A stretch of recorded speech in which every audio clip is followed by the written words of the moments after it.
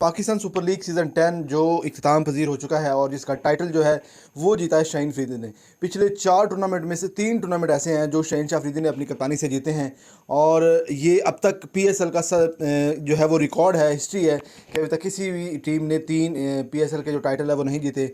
ये सेहरा जो है वो शाहीन अफरीदी के सर गया है और वो बेस्ट बॉलर भी रहे हैं और हाईएस्ट विकेट टेकर भी रहे हैं। तो आज की स्पेशल वीडियो में हम बात करेंगे जो जिसने एक सुपरमैन और स्पाइडरमैन का जो रोल अदा किया है वो है सिकंदर रज़ा। जितनी तारीफ़ की जाए उसकी कम है और उसकी जो पूरी जर्नी थी, जो उसका सफ़र था, उस हवाले से मैं आपको इस वीडियो में तफसील से बताऊंगा आखिर ये गेम कैसे स्टार्ट हुई है। मतलब कि हमने फिल्मों में, ड्रामों में ऐसे सीन सुने हुए थे कि यार वो कोई बंदा दूसरे मुल्क से आता है, फिर वो आके इधर फंसे हुए मुसीबत वाले बंदों को आके हेल्प करता है तो वो उनको वो खुशी खुशी अपनी ज़िंदगी गुजारने लग पड़ते हैं। तो ऐसा ही कुछ सीन क्रिएट किया है सिकंदर रज़ा ने। तो आपको बता दूं कि 25 मई को इंग्लैंड के ख़िलाफ़ नटिंगम में वो वहाँ पर टेस्ट मैच खेल रहे थे। वहाँ पर टेस्ट मैच में उन्होंने अपनी 60 रन की जो है वो बेहतरीन इनिंग भी खेली है। और उसके बाद जैसे ही टेस्ट ख़त्म होता है तो सबसे पहले जनाब उसको कॉल आती है शाहीन अफरीदी की कि भाई आप रेडी हो जाएं, आपने पीएसएल का फ़ाइनल खेलना है। वो फ़ोन बंद होता है तो उसके बाद जनाब समीर राना की जो है वो कॉल आती है सिकंदर रज़ा को कि भाई आप ना फ्लैट पकड़ें और जो है वो तैयारी करें। तो सिकंदर रज़ा ने उनको कहा कि मैं तो अभी नोटिंगम में हूँ, अभी मैंने मैच ख़त्म हुआ है, मैंने तो अभी सामान भी अपना पैक नहीं किया। उसने कहा भी, समीर राना ने कहा भी आप ज़रा जल्दी करें। तो उस वक्त जो ना टाइम था इंग्लैंड का 5:30 का टाइम था। तो जब समीर राना की कॉल आई तो उस वक्त जो सिकंदर रज़ा थे उसने अपने दोस्त को कॉल की कि यार आओ मुझे पिक करो। तो समीर राना ने उनको कहा कि आपकी 9:30 बजे की रात को बर्मिंघम से आपको फ़्लाइट है, बाकी और कहीं से आपको फ़्लाइट नहीं मिल रही, तो आपने नोटिंगम से बर्मिंघम जाना है। वहाँ से आपको जो फ़्लाइट है वो आपको लेके आएगी अबू धाबी के लिए।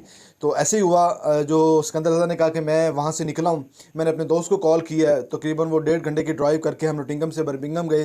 तो वहाँ जाकर उन्होंने कहा कि वहाँ से तकरीबन 1.5 घंटे का सफ़र करके जब मैं अबू धाबी पहुँचा हूँ, वहाँ से फिर मैं पाकिस्तान आया हूँ।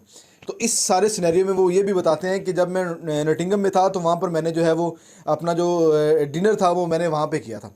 फिर उसके बाद उसने कहा जी नाश्ता जो था वो मैंने अभी अबू में किया था और दोपहर का खाना जो था वो उन्होंने आके इधर दुबई में खाया था।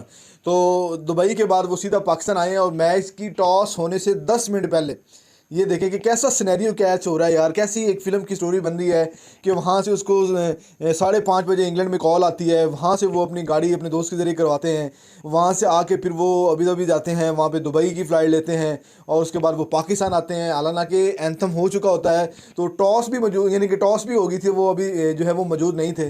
तो 10 मिनट पहले वो जो है वो आके उन्होंने अपनी टीम को ज्वाइन किया। तो ये कमाल का एक जो है वो सिनेरियो बनाया और बेहतरीन, यार यकीन कर, यादगार ये जो सिकंदर रज़ा की जर्नी थी जो कल जो उन्होंने की है। तो फिर आगे आगे मैच में क्या किया, मैच पे आके उसने उस बंदे को आउट किया पहले कि जिसने आके बेहतरीन और इनिंग और शॉट्स खुल के खेले हैं, रैली रूसो। और हमेशा ये रवायत है जो कि साउथ अफ्रीका प्लेयर होते हैं ना, वो डरते नहीं हैं, वो नहीं देखते कि कौन सा मैच है, कौन सा प्रेशर है, कोई नहीं। और जिस तरीके से वो खेल रहा था रैली रूसो, यकीन करें उसने एक बड़े रन्स होने से आप लोगों को बचाया इसने, सिकंदर रज़ा ने। तो जिस तरीके से वो खेल रहा था बड़ा रन्स करेगा, उस वक्त एक अच्छा कैच पकड़ा गया। उसके बाद बैटिंग की बारी आती है तो मोहम्मद आमिर नो डाउट एक बहुत बड़े बॉलर हैं, लेकिन रात का पूरा मैच जो है वो उनकी वजह से हारा है। तो जब सिकंदर रज़ा बैटिंग पे आते हैं तो पहली ही बॉल पे जनाब चौका लगाते हैं मोहम्मद आमिर को, अगली बॉल पे छिक्का लगाते हैं जनाब। तो 10 रन 2 बॉलों पे ले लेते हैं और लास्ट आखिरी जो 2 ओवर थे उसमें तकरीबन 32 रन पड़ा हुआ था, 32 रन पड़ा हुआ था। तो उसमें भी आके जो मोहम्मद आमिर हैं उसने 18 रन खा लिए, बाकी 13 रन बचे हैं।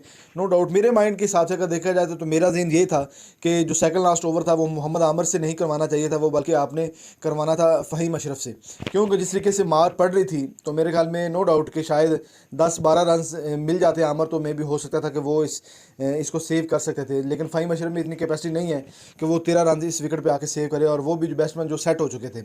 तो खैर सिकंदर रज़ा की ये वो यादगार ज़िंदगी का सफ़र था जो हमेशा याद रखा जाएगा। एक वेरी प्राउडफुल मोमेंट था उसके लिए, उसकी कंट्री के लिए। ज़िम्बाब्वे को लीड करते हैं तो स्पेशली लाहौर कलंदर के लिए एक जो है वो कहते हैं कि एंजल से कम रोल अदा नहीं किया उन्होंने, और बेहतरीन यादगार इनिंग और बेहतरीन स्टाइल के साथ मैच को फिनिश किया और कलंदर को तीसरी मरतबा एक यानी कि PSL 10 का तीसरी दफ़ा टाइटल जो था वो अपने नाम किया है और उसमें बड़ा मेजर रोल अदा किया है। तो ये वो तमाम सिनेरियो था जो मैंने आपको इस वीडियो में बताया है, जो कल एक फ़िल्मी सीन के तौर पर ख़त्म हुआ है। और यकीन करें मुझे बड़ा मज़ा आया है कि हम एक ऐसे पाकिस्तानी प्लेयर को मिस कर रहे हैं। मतलब कि काश वो पाकिस्तान की तरफ से खेलता। ये मोस्टली लोगों की ये विश होती है कि यार ये पाकिस्तान था, मुसलमान था, किसी और टीम से खेल रहा था। जब भी कोई अच्छा कारनामा करता है तो मोस्टली तौर पे लोगों के माइंड में यही आता है कि यार कि ये काश पाकिस्तान की तरफ से खेलता तो ये पाकिस्तान को आज इस तरीके से फतुहात जिता सकता। लेकिन आपने जो क्रिकेट को जानते हैं, जो क्रिकेट को देखते हैं, no doubt cricket is a जो बाई चांस गेम। ऐसे इसलिए नहीं कहते कि वो क्रिकेट बाई चांस गेम है, नाम ही इन्होंने ऐसे बनाया है कि बड़े से बड़ा बॉलर, बड़ा से बड़ा बैट्समैन, बाबर आजम जैसा पाकिस्तान में बैट्समैन नहीं है। और जिस तरीके से वो पिछले 3 साल से स्ट्रगल करता आ रहा है, हर बंदा वो हैरान है यार कि इसको हो क्या गया है। और यही चीज़ जो है सूरत हाल जो वो मोहम्मद आमर के साथ भी बनी है। मोहम्मद आमर बेहतरीन बॉलर है नो डाउट, लेकिन रात को वो मैच फिनिश नहीं कर पाए, उन पे भी प्रेशर था। वो कहा जाता है ना कि बड़े मैच का बड़ा प्रेशर होता है और वही बंदा विनर होता है जो उस प्रेशर को हैंडल कर जाता है। तो रात में जो मोहम्मद आमर थे वो अंडर प्रेशर नज़र आए। उसने अपने यानी कि वो अपने एक्सपीरियंस को यूटिलाइज़ नहीं किया और ऐसी ऐसी बॉल्स की हैं कि मैं देख के हैरान हूँ कि यार मुझे नहीं लगता कि मोहम्मद आमर इस तरह बॉलिंग कर सकता था। खैर, आज की स्पेशल वीडियो में मैंने सिकंदर रज़ा की वो तमाम जर्नी आपको दिखाई है, बताई है, मतलब जिसमें मैंने आपको बताया कि वो कैसे इंग्लैंड में मौजूद थे, कैसे फिर वो अबू धाबी में आए, कैसे दुबई में आए और कैसे पाकिस्तान में आए और फिर आके उन्होंने इतना बड़ा टाइटल जनाब वो लाहौर कलंदर को विन करके दे दिया। अभी ये लें आपके लिए टाइटल लेके आया हूँ। शाहीन अफरीदी ने भी बात की, उन्होंने कहा कि मुझे बड़ा अल्लाह पे बड़ा भरोसा था, मुझे यकीन था कि जिस तरीके अल्लाह ताला ने सबब बनाया सिकंदर रज़ा को लाने के लिए, तो वाकई उन्होंने अपना रोल जो अदा कर दिया है। नहीं तो आप देखें कि शाकिब अल हसन बेहतरीन ऑलराउंडर रहे हैं और काफ़ी अर्सा तक वो बेहतरीन ऑलराउंडर रहे हैं, तो उन्होंने उसको साइड पे बिठा के हसन रज़ा का इंतखाब किया है। मतलब कहने का ये है कि क्रिकेट में बाई चांस जो ऊंच नीचे वो आती रहती है। आप ये ना सोचें कि कोई भी बंदा जो है वो गेम से बड़ा नहीं होता। Game, no one is the bigger than the game, मतलब गेम से बंदा कोई बड़ा नहीं है। आप आमर को कहें, वसीम को कहें, बुमराह को कहें, जिसको मर्ज़ी कहें, लेकिन जो क्रिकेट है वो उस बंदे की होती है। जिस दिन बंदे की लक चल जाती है तो वो कहता है कि आज मेरी है। आज इस बंदे की लक चल जाए तो ये 7वीं 8वीं विकेट पे खड़े होकर हाईएस्ट रन बना जाते हैं सईद अजमल के साथ। और कभी ऐसे है कि वो टेस्ट में अनबिलीवेबल बॉलिंग कर जाते हैं, कभी क्या। लेकिन ये एक बाई चांस सर्कल है, वो चलता रहता है। लेकिन एक्सपीरियंस बड़ा मैटर करता है, लाइन और लेंथ बड़ी मैटर करती है। और एक बात लास्ट पे और भी कहूँगा कि पाकिस्तान के जितने भी बॉलर हैं पिछले 3 साल से आपने मुझे एक मैच निकाल के देना है कि जो हमारी मौजूदा जो प्रीमियर बॉलर हैं उन्होंने हमें जीत के दिया हो। हमारी बॉलिंग को जैसे डेथ ओवर में बॉलिंग करना भूल ही गए हैं, चाहे शाहीन हो, हारिस हो, नसीम हो और उसके बाद ये मोहम्मद आमर हो। इनको पता ही नहीं है कि हमने डेथ ओवर में बॉलिंग कैसे करनी है और इस तरीके से एक्सपोज होते आ रहे हैं। चाहे वो USA के अगेंस्ट मैच हो सुपर ओवर का, उसमें भी आमर ने जो है वो रन सेव करने चाहिए थे जो नहीं कर पाए।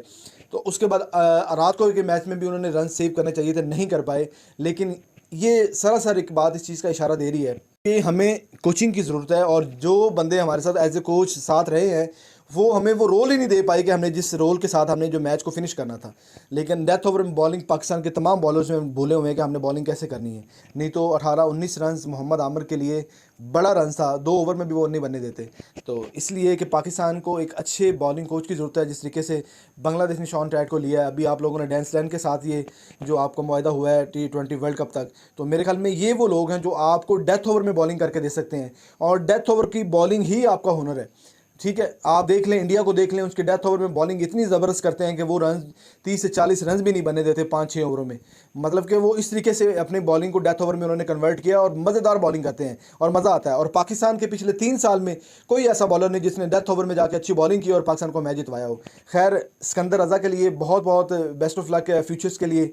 लाहौर कलंदर को बहुत बहुत मुबारक हो। और उसके बाद क्वेटा ग्लैडिएटर नो डाउट पीछे तमाम मैचेस में बड़ा अच्छा फिनिश करके आई है, लेकिन इसको फिनिश करना चाहिए था। रन्स बड़ा अच्छा बना लिया था, 202 रन का टारगेट कम नहीं था फाइनल में। और इतना बड़ा टाइटल हो और उसको आपने चेज़ करना हो तो ये बड़ा मायने रखता है। लेकिन खैर, लाहौर कलंदर ने बहुत अच्छा प्लेड किया और उनको बहुत बहुत मुबारक हो। और लास्ट पे कि क्रिकेट एक बाई चांस गेम है और कभी कुछ क्रिकेट रुलाती भी है और कभी आपको हंसाती भी है। इस हवाले से आपने हमेशा माइंड में रखना है कि क्रिकेट में कभी भी कुछ भी पॉसिबल हो सकता है। लेकिन ये नहीं है कि आप किसी एक बंदे पे जो है वो ट्रस्ट करके बैठ जाए कि यार ये बंदा मुझे करके देगा, ये ऐसा नहीं होता। इसी के साथ मुझे दीजिए कि इजाज़त। इंशाल्लाह अगली वीडियो में फिर मुलाकात होगी।